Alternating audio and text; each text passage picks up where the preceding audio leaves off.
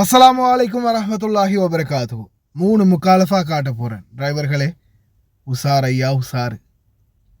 இதோ முதலாவது முக்காலஃபா failure to signal. அது எனக்கு வந்தது 20 தினார். அடுத்த முக்காலஃபா 100 தினார் அபராதம். எதுக்கு தெரியுமா? இந்த பாலத்துக்கு மேலே, இந்த பாலம் இருக்கு இல்லையா, பாலத்துக்கு மேலே 60 ஸ்பீடில் போக சொல்லி போர்டு போட்டிருக்காங்க. கேமரா இல்லைன்னு நினச்சிங்களா? 100 தினார் முக்காலஃபா. அடுத்த இன்னொரு டிரைவருக்கு இந்த ஆர்டிஃபிஷியல் இன்டெலிஜென்ஸ் கேமரா இருக்கு இல்லையா, ஏஐ கேமரா, அதால் 75 தினார் முக்காலஃபா. தலைவர் என்ன பண்ணினார்? இதோ அவர் என்ன பண்ணினார் அப்படின்றத அந்த டேஷ்கம் வீடியோவிலேயே நம்மளுக்கு அனுப்பி வச்சுருந்தாங்க. இதுதான் நடந்தது. சரி, இப்போ முதலாவதாக எனக்கு 20 தினார் முக்காலஃபாக்கு வந்து சிக்னல் ஃபெயிலியர் முக்காலஃபா, அதுவும் இன்னைக்கு. அதாவது நான் அந்த சின்ன பிள்ளைங்க சம்பந்தமான வீடியோ போடுறதுக்கு முன்னாடி நடந்த சம்பவம் பாருங்கள். இப்போ நாம் இந்த ரோட்டில் போயிட்டுருக்குறோம். நம்மளுக்கு வந்து எக்ஸிட் எடுக்க வேண்டிய நேரம் வந்துடுச்சு.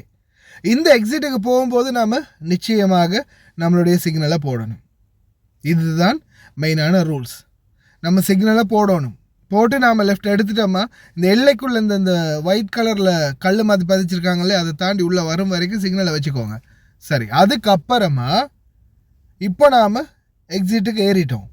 மறுபடியும் மர்ஜிங்குக்கு வர போகிறோம். அதாவது அடுத்த ஹைவேக்குள்ளே என்ட்ராக போகிறோம். முன்னாடி வாகனம் போயிட்டுருக்கிறது பார்க்க முடியும். இதில் நாம் மர்ஜிங் பண்ணும்போது இப்போது இந்த நம்ம என்ன செய்யணும்னா, இந்த சைடில் இடது பக்கத்துக்குரிய இண்டிகேட்டர், அதாவது லெஃப்ட் சைட் சிக்னலை வந்து போடணும். இந்த இடத்துல நான் வந்து என்னோடய இண்டிகேட்டர் போடலை. அதாவது எனக்கு நடந்தது சதி. இருந்தாலும் போலீஸோட ஆர்குமெண்ட் பண்ண முடியுமா? அதாவது நான் சிக்னலை போட்டேன், லெஃப்ட் ஒரு ரைட்டு ஒரு லைனுக்கு நான் எடுத்ததோட ஸ்டேரிங்கை திருப்பும்போது சிக்னல் ஆஃப் ஆகிடுச்சு. சரியா அந்த இடத்துல போலீஸும் வந்தாங்க. உடனே நிப்பாட்ட சொன்னாங்க. சரி, ஓகே, நிப்பாட்டியாச்சு. ஏன்னா ஒரு டேர்ன் எடுத்துட்டேன், இன்னொரு டேர்ன் எடுக்கணும். ஆனால் வாகனம் இல்லை, சிக்னல் ஆஃப் ஆகிடுச்சு, நான் போடலை. சரி, வாகனம் இல்லை தானே அப்படின்னு அடுத்த டேர்னுக்கு வந்து சிக்னலும் போடாமல் எடுத்துகிட்டு அதுக்கப்புறமா வந்து நிப்பாட்டி உடனே லைசன்ஸ் கேட்டாங்க, கொடுத்தாச்சு, எழுதிட்டு போயிட்டாங்க. 20 கேடி ஃபைன் வந்து உடனே செஹலில் அப்ளிகேஷனில் மெசேஜ் வந்துச்சு. ஆர்குமெண்ட் பண்ண முடியலை, வாகனங்கள் இல்லை. இருந்தாலும் வாகனம் இருக்கோ இல்லையோ நீங்கள் சிக்னல் போட்டே ஆகணும். ஒரு லைன்லேருந்து இன்னொரு லைன் மாறணுமாக இருந்தால். தயவு செய்து அன்பார்ந்த உறவுகளை ஞாபகம் வச்சுக்கோங்க. அடுத்தது இந்த முக்காலஃபா, இதுதான் என்னுடைய முக்காலஃபா. Failure use the turn signal அப்படின்றத பார்த்தீங்கன்னா மென்ஷன் பண்ணியிருக்கிறாங்க. சரியா? அடுத்தது இது இன்றைக்கி ட்விட்டரில் எனக்கு கிடைச்ச ஒரு தகவல். பாலம், பிரிட்ஜு, இந்த பிரிட்ஜுக்கு மேலால் போகும்போது நம்மளுக்கு கேமரா இல்லை அப்படின்னு நீங்கள் நினைக்கிறீங்களா? அதுக்குரிய விளக்கம் இருக்குது. அதுக்கு முன்னாடி நம்மளுடைய சகோதரர் ஒருத்தர் எனக்கு அனுப்பின வீடியோ, அவருடைய டேஷ் கேமில் பதிவாகின வீடியோ. எதுக்காக முக்காலஃபா வந்திருக்கு 75 கேடி அப்படின்னு பார்த்தா, அதில் தலைவர் 2 தவறு பண்ணியிருக்காரு. ஏதோ புண்ணியத்தில் ஒரே ஒரு கேமரா மட்டும்தான் பட்டிருக்குது. அதாவது இதோ பார்க்குறீங்க தானே, ஃபோன் கையில் வச்சுருக்காரு இல்லையா, அந்த ஃபோனுடைய கேமராவில் தான், அந்த கேமராவில் ஏஐ கேமராவில் ஃபோனுக்கு தான் பட்டிருக்குது.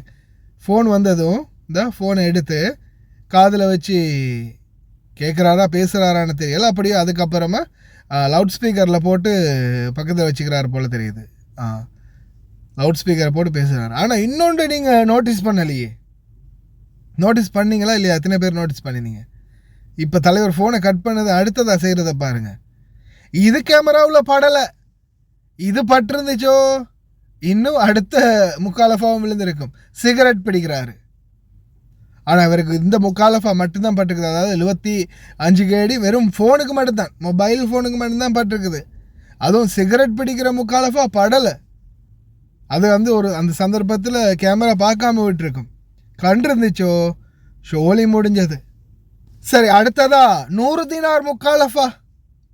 இதோ பாருங்கள், அந்த சிக்னல் அந்த 60 ஸ்பீட் 60 அந்த இடத்த தான் அவர் சிரித்து போட்டு வச்சிருக்கிறாரு. அதில் அவர் பேசுகிறது இருக்குது, ஆனால் கூடவே பாட்டு ஒன்று ஓடுது. நாய்ஸ் ரெடியூசரில் கட் பண்ணினா பாட்டையும் காணும், வாய்ஸையும் காணும். அதனால் ஒன்றுமே பண்ண முடியலை. சரி, அது நானே உங்களுக்கு தெளிவுபடுத்துகிறேன். இந்த பாலங்கள், பிரிட்ஜ் இருக்கு இல்லையா, இது வந்து பார்த்திங்கன்னா ஜாபர் ஹாஸ்பிட்டல் போகக்கூடிய பிரிட்ஜ் பாலம். இந்த பாலத்தில் எங்கேயோ ஒரு இடத்துல நம்மளுக்கு தெரியாமலே ஆப்பு வச்சிருக்கிறாங்க மக்களே. தயவு செய்து கவனம் சிக்கிறாதீங்க. 60 ஸ்பீட், இந்த பிரிட்ஜுக்கு மேலால் இருக்கிறது உங்களுக்கு 60 ஸ்பீடுன்னா அந்த லிமிட்டை தாண்டாதீங்க. பாலங்களுக்கு மேலே அல்லது சில ஏரியாக்களுக்குள்ள ஒவ்வொரு ஸ்பீட் லிமிட் போட்டு வச்சுருப்பாங்க.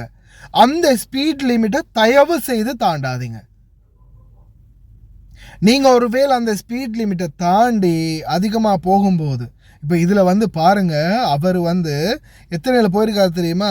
கிட்டத்தட்ட 60 ஸ்பீடுக்குரிய இடத்துக்கு 104 ஸ்பீடில் போயிருக்கிறாரு. ஆனால் அவருக்குரிய முக்காலஃபா எவ்வளோ வந்திருக்குன்னு பார்த்தீங்கன்னா கிட்டத்தட்ட 100 தினார் முக்காலஃபா வந்திருக்குது. 100 தினார் முக்காலஃபா.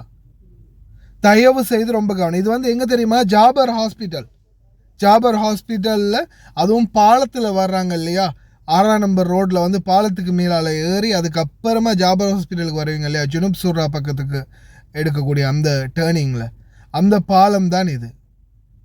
அதில் வந்து அப்படியோ மேலே ஏறி வந்து நான் நினைக்கிறேன் இது வந்து பயான் முஷரஃபுக்குரிய சிக்னலுக்கு அப்படியோ டைரெக்டாக வராருன்னு நினைக்கிறேன். அப்படியே நேராக போனால் பயான் முஷரஃப் சிக்னல் வரும்னு நினைக்கிறேன். தயவு செய்து ரொம்ப கவனம் சகோதரர்களே, சகோதரிகள், எங்கே வண்டி ஓட்ட போகிறீங்க சகோதரர்களே, தயவு செய்து ரொம்ப கவனம். வண்டி ஓட்டும்போது நிதானமாக கவனமாக ஒவ்வொரு சமிஞ்சைகள் என்ன, எங்கெங்கே என்ன சைனிங் போர்டு இருக்குது, எது டிராஃபிக் வயலேஷன்ஸ் எல்லாத்தையும் பார்த்துக்கோங்க. மறக்காமல் வாகனம் இருக்கோ இல்லையோ எந்த சந்து பொந்தலையுமே உங்களுடைய இண்டிகேட்டர், அதாவது ரைட் சிக்னல் லெஃப்ட் சிக்னலை போடுறத மறந்துடாதீங்க. ஷேர் பண்ணுங்கள்.